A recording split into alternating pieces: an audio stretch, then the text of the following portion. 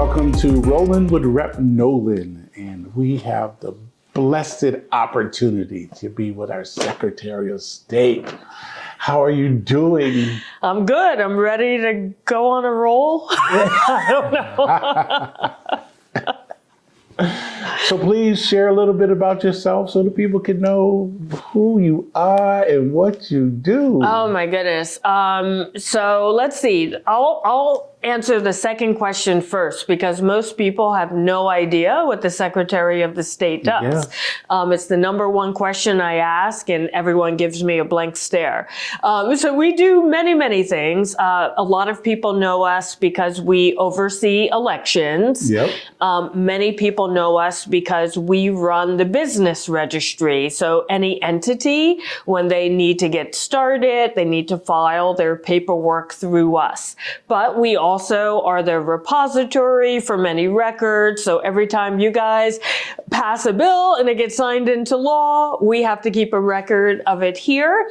And we also do a lot of small things, things that people don't think of. For example, we license the notary publics and make sure they're certified, and many other things.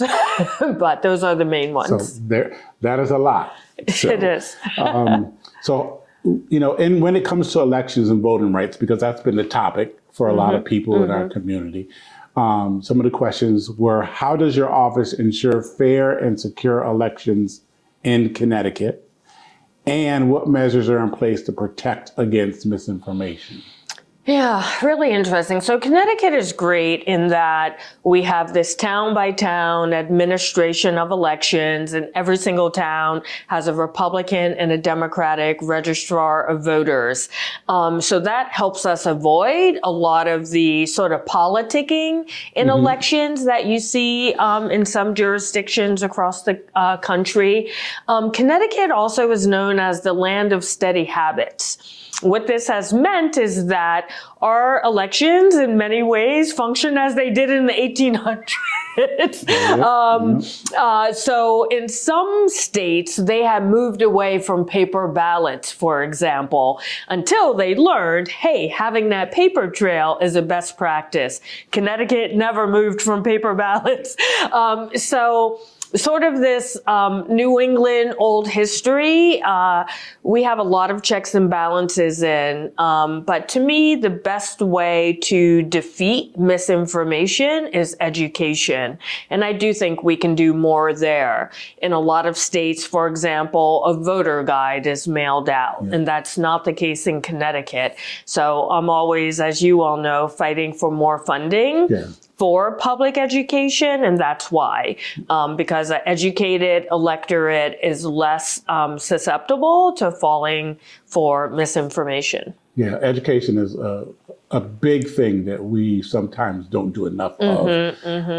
And I wish that people would open their eyes to seeing the importance of the funding that you need to make sure that the residents of Connecticut have a full understanding, not just go off of what is assumed.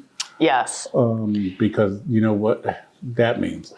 Yeah, exactly. And actually, that's a good point. You're in the legislature, so you understand this. But what I've come to find is most voters don't. Most of us think whatever was true whenever we first voted, they think it's always true. They don't realize that sometimes the laws can change every single year or every other year. So there's a lot of confusion out there. And if they don't have those constant reminders about what's legal, what's not legal, that's also why we see sometimes election mistakes. Some people will say election fraud, but it's not fraud, it's mistakes. Because I know in my neck of the woods, there were commuters who would say, I'm going to vote by absentee ballot because sometimes the train breaks down. And at that time, that was not legal, but that was a mistake.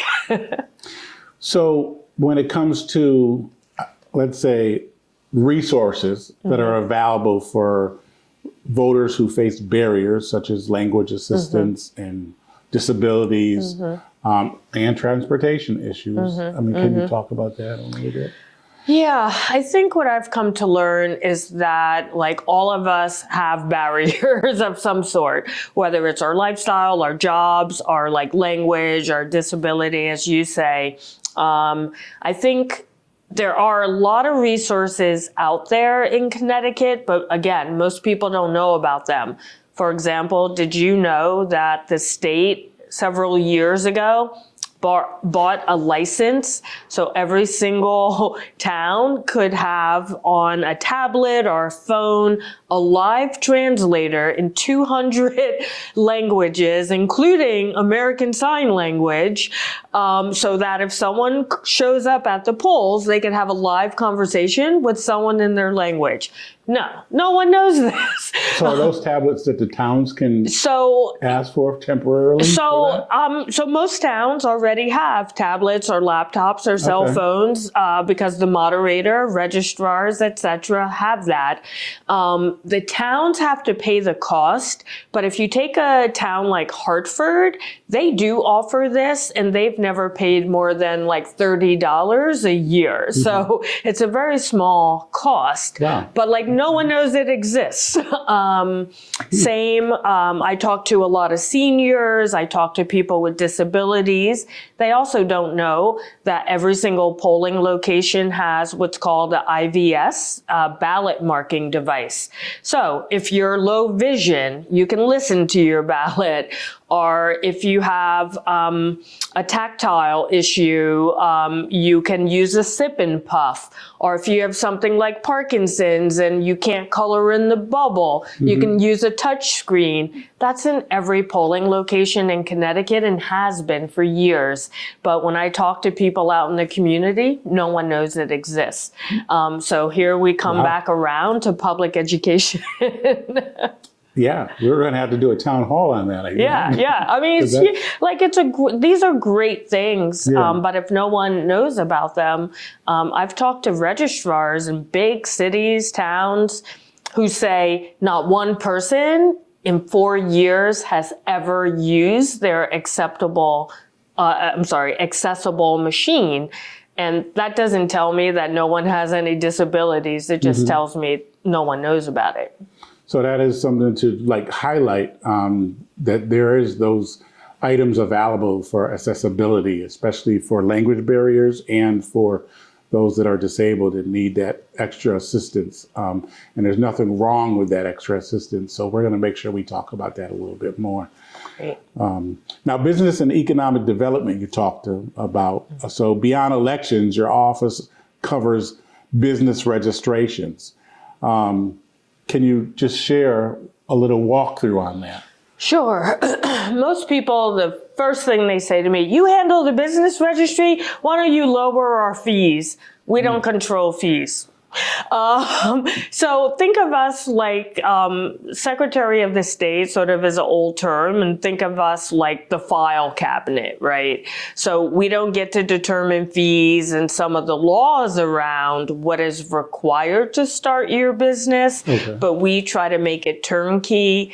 So we do operate the business.ct.gov portal, and it's gotten a lot more user-friendly in recent years. So, it's kind of the one-stop shop. You can figure out what kind of licenses you might need, what the fees are. It has a very easy interface that asks questions and kind of gets you to the right place. It's also good if you're thinking of starting a business. You can run through some scenarios there as well. Yeah, I remember that I wanted to establish an LLC when I first got elected. And didn't have a clue. And just looking at the difference between now and when and what it was is a huge difference. Yes. There's a lot of opportunity for you to get educated through 100%. that. So. We actually, we also go out into the community at times just to teach people that, again, like no one knows to go to the Secretary of the State for some of this. So we talk to young entrepreneurs, for example, or there's a program of formerly incarcerated who are trying to start their own businesses. So we try to do workshops in communities so people understand how to use the portal. Something else I started when I came in as secretary, I used to own a small business. I think you know that before I got involved in politics. And once I got involved in government, I'm like, wow, I wish I knew it, like resources like this existed. Yep. When I was a small business owner, I had no idea because like you don't have time. And so one thing I do, I try to aggregate resources from other government entities, trainings, grant money, etc. And I send out a monthly e-blast just to make it easier for business owners so they don't have to search out this information. And hopefully they can find it in our e-newsletter. Yeah. So a lot of, not to go back and forth, but I guess I'm going to go back and forth. It's fine. There's been a lot of laws that changed in regards to voting. Yes. Early voting, and then you have voting that you can do the day of. You can register to vote at the city halls, but a lot of our registrars lack the ability to fund some of those things. So what are recommendations from you, or if you can make a recommendation, that the legislature can do to help? We know funding is a big, huge component. But is there anything other than funding that we can do, or is it primarily the funding? Money solves many problems. I hate to beat a dead horse, but funding would help a lot. Most people have never thought about how their elections are funded, but less and less money has come from the federal government, so it's not like a reliable source. And here in Connecticut, it's especially complicated because you have 169 towns with different levels of resources. So in some towns, it's fine. And in some towns, they struggle. Yeah. So, sort of state level funding as an overlay or protection, if you will, to make sure there's more uniformity. And definitely funding our office to staff many of the changes that are happening, and funding towns for some of these new laws, I think would be incredibly helpful. Okay. Well, those are things that we need to push then. So technology, civic engagement, and future initiatives. Oh, three of my favorite things. How does your office encourage civic engagement, particularly among young voters and underrepresented communities? Oh my gosh, I don't think we have enough time to go into everything we do for civic engagement. So I'll start with the first thing first, or maybe the most important thing. I believe in 365 days a year engagement. We can't just vote and expect like magic things work out. So we started something we call the Power of Civics, which you can find at powerofcivics.ct.gov.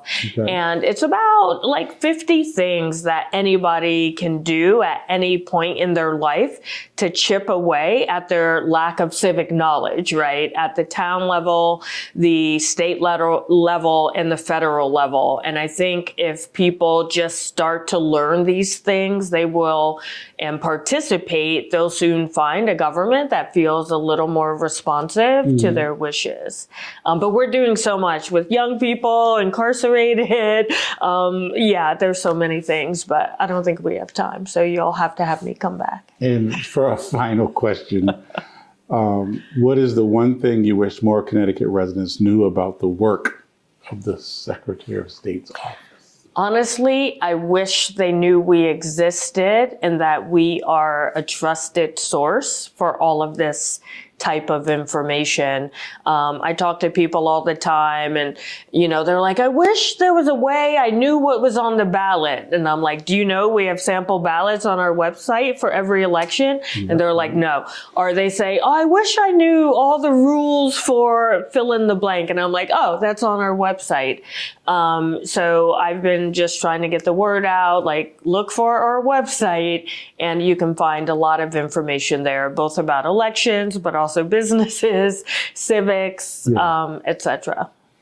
Well, I appreciate you taking the time, Absolutely. especially because we need to constantly tell people their vote is their voice. Yes. So it's very important for people to come out and vote and find out as much as you can about our elections.